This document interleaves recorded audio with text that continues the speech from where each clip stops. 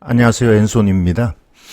오늘은 여러분이 이론상으로 좀 알아두셔야 할 내용을 공부 좀 하겠습니다. 경북 구미의 아파트를 3회 유찰된 거를 한번 열어봤습니다. 아파트가 3회 유찰됐다면 많이 떨어진 건데 문제들이 좀 있는 물건이 되겠죠. 자, 그거를 한 2개 한번 알아보겠습니다. 구미시 구포동 구미공단 주변에 있는 아파트고요. 승원 아파트 60평방 7,700짜리가 1,294만원까지 유찰됐다면 무지 저렴한 거죠.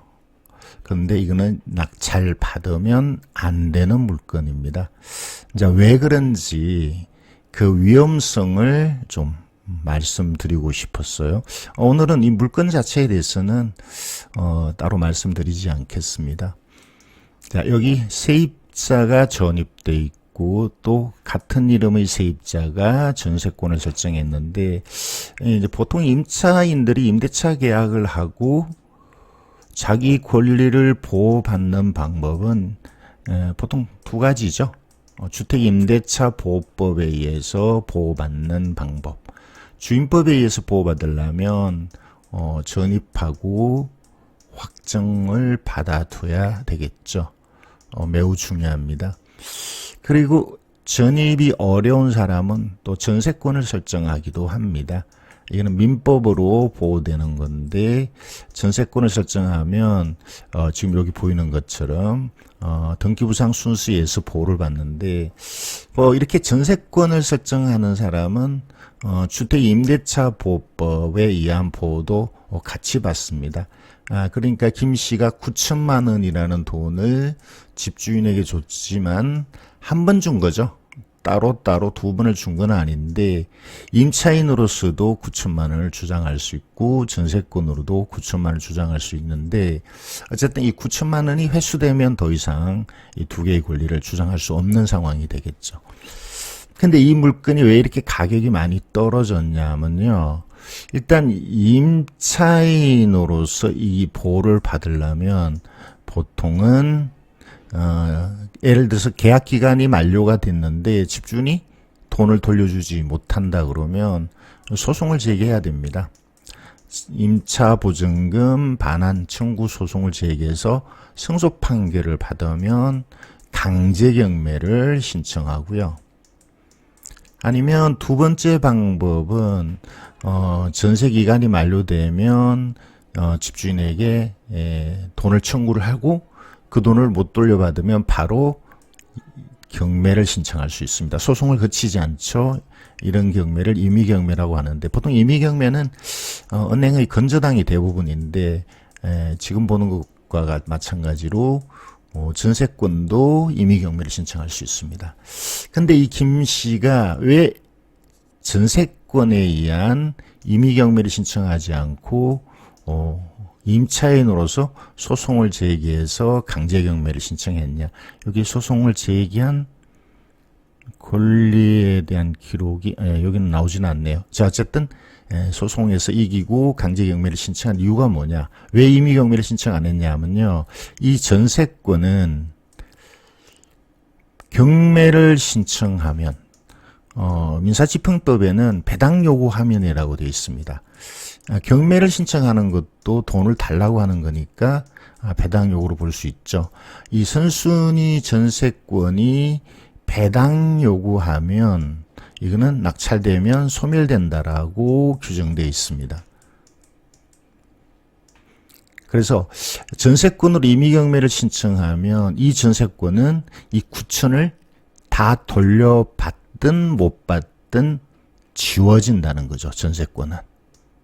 그러니까 이 집값이 감정가가 7,700인데 이 김 씨는 오래전에 집값이 좋을 때 9천에 들어왔거든요.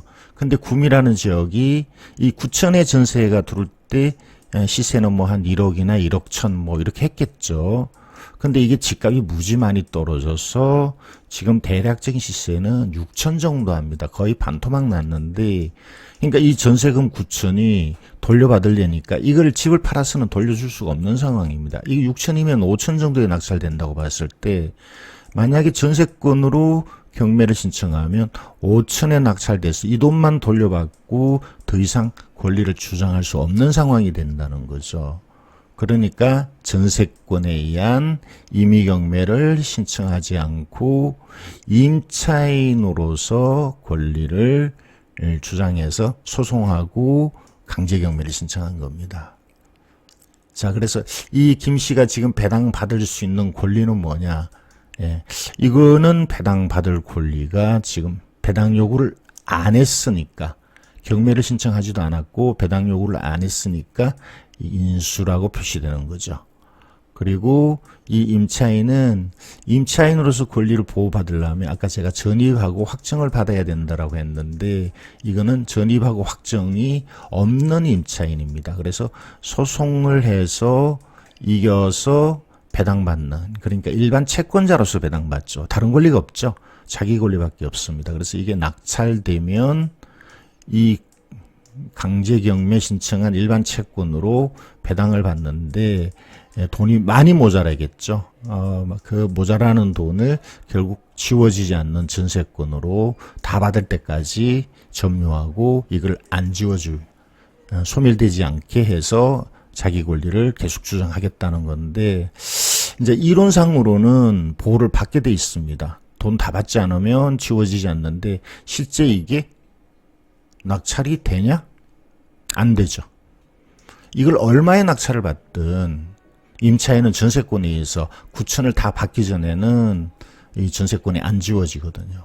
결론적으로 얘기하면 이 물건은 못 쓰는 물건입니다. 9천 이하의 낙찰 받을 수 없는 물건입니다. 그러니까 이건 의미가 없는 금액이 되겠죠. 자, 그런데 이 물건을 보면 2번 물건도 있습니다. 하나의 물건만 나왔다면 지금까지 말씀드린 그런 내용이 되는데, 이 임차인 김 씨가 강제경매를 집주인이 갖고 있는 이 회사의 소유의 물건 2개를 다 경매 신청했죠. 그리고 이거는 이미 낙찰이 됐습니다. 같은 아파트인데 다른 호수죠. 자, 이거는 왜 낙찰이 됐나? 여기는 권리상에 아무런 내용이 없습니다. 임차인이 없는 걸로 되어 있습니다. 공실이죠. 그리고 등기부상으로는 일반 채권, 이거는 아까 1번의 임차인 김 씨가 감유해 놓은 거고요.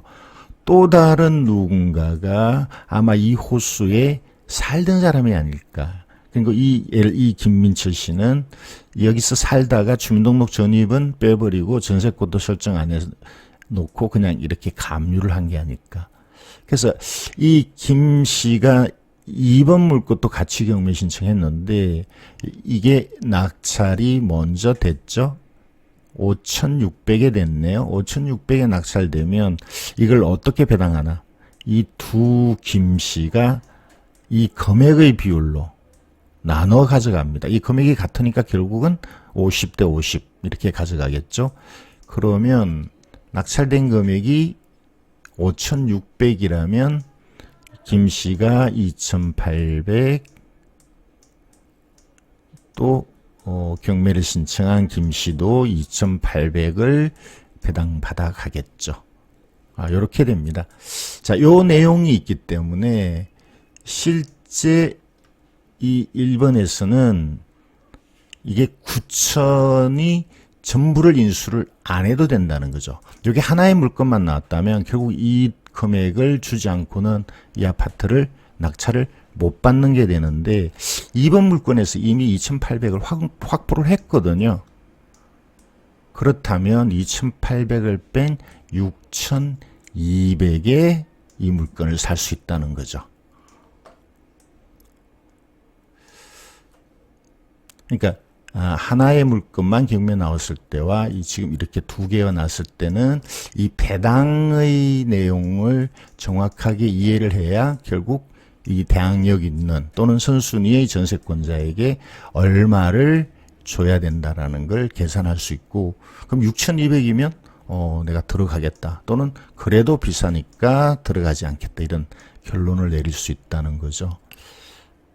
자, 이런 임차인이, 대항력 있는 임차인이 실질적으로 이게 낙찰이 안 되면 결국 피해를 보게 돼 있는데, 이런 물건들이 전국에 많습니다. 어디에 그런 물건들이 있냐면요, 지금 보여드리는 구미, 그리고 얼마 전에 창원도 그랬었고요. 또 역시 얼마 전에, 또 지금도 그런 물건이 있기는 합니다만, 동탄2, 동탄2가 아니죠, 동탄1. 그리고 작년, 재작년에 천안도 그런 물건이 많았습니다. 왜 이런 지역에 임차인, 대항력 있는 임차인이 경매를 신청하고 결국 다 회수하지 못하고 임차인이 손해를 봐야 되는 상황이 발생했냐 하면, 이 전세권자나 임차인이 들어갈 때는 아까 말씀드린 것처럼 구매 집값이 1억 1천이었는데, 그래서 전세 9천에 살았는데 이 집값이 폭락한 거죠. 6천까지. 구미는 특히 많이 떨어졌고요. 창원도 무지 많이 떨어졌었습니다. 동탄은 그렇게 많이는 아니고요. 천안도 그렇게 많이는 아니지만 어쨌든 이렇게 많이 떨어지니까 이 전세 사는 임차인으로 사는 사람이 이 돈을 회수할 수가 없는 상황.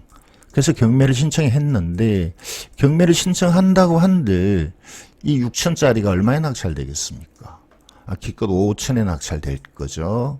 그러면 이 5천에 낙찰되면 이게 회수가 안 된다는 거죠. 그리고 5천의 낙찰을 또 받을 수 없는 게, 나머지 모자라는 4천을 물어줘야 되는 낙찰자가 인수하는 문제가 생기기 때문에 결국 낙찰이 안 되는 그런 상황이 발생이 많이 됐었습니다. 그러면 결국 임차인은 어떤 방식으로 해결해야 되나? 자기가 낙찰을 받아야 되는 상황. 아니면 가격이 계속 떨어지면 이 경매를 취하하고 가격이 다시 회복될 때까지 기다려야 되는 상황. 아니면 집주인이 다른 재산을 갖고 있는지를 찾아서 그것도 경매를 신청하는 방법. 뭐 이런 여러 가지가 있을 수 있는데, 근본적으로는 들어갈 때 이 집값이 하락할 걸 예상했어야 되고, 그렇다면 이렇게 9천에 등기부가 깨끗해서 대항력이 있거나 아니면 1순위 전세권을 설정했다 하더라도 이게 가격이 떨어지면 회수되기가 어렵다는 것을 알고 이런 쪽으로 임대차를 안 했어야 된다는 거죠. 근데 안 할 수는 없죠. 그렇다면 다른 방법은 없었나? 만약에 임대차를 한다면 집값의 70%? 1억 1천에 9천이면 몇 프로인가요? 80%를 넘어가죠. 80% 넘어가면 집값이 하락할 경우에 임차인이 자기 보증금을 보호받을 가능성이 적어지겠죠. 그래서 70%를 넘지 않게 70% 이하로 전세로 들어가거나, 또는 보증보험에 가입하거나, 전세 보증금이 차의 경우에 보험회사로부터 받을 수 있는 그런 보험에 가입을 하거나, 보험이죠. 보험에 가입하거나, 그렇지 않으면 월세로 들어가야 돼요. 9천이면 예를 들어서 뭐 2천에 40, 뭐 이런 식으로 월세를 들어갔었어야 됩니다. 그러니까 월세를 내다가 최악의 경우 2천은 이게 소액보증금으로 배당을 받을 수 있는 상황이 되거든요. 근데 이렇게 못하는 이유는, 자, 일단 뭐 집이 70%에 나오는 전세가 없었죠. 집주인이 70%에는 안 놓는. 보증보험을 가입하려면 이걸 몰랐거나 이 비용을 지불해야 되는. 그리고 월세는 월세가 없어지니까 아까운. 이런 생각 때문에 무리하게 이렇게 전세를 얻었는데, 이렇게 해서 피해를 보는 세입자가 전국적으로 무지 많습니다. 이미 뭐 이런 사례를 몇몇 개 또 말씀을 드린 적도 있고요. 그러니까 여러분은 만약에 세입자가 되거나 여러분 주변에서 세입자가 된다 그러면, 지금 제가 마지막에 말씀드린 전세보증금을 시세의 70% 이상의 이하로 들어가거나 보증보험에 꼭 가입하거나 몇만 원, 몇십만 원 이 보험료를 아까워하시면 안 됩니다. 아니면 소액으로 들어가시거나 이렇게 해야 된다라는 걸 말씀을 드리고요. 이 보는 김에 구미 사건을 하나 더 보겠습니다. 마찬가지로 여기도 많이 떨어졌죠. 여기 있는 것들이 다 그렇습니다. 구미라는 데가 워낙 집값이 많이 떨어졌어요. 그리고 대항력이 있는 임차인이 있으면 가격이 이렇게 떨어져도 낙찰 받을 수 없는 상황이 된다는 거죠. 그렇죠?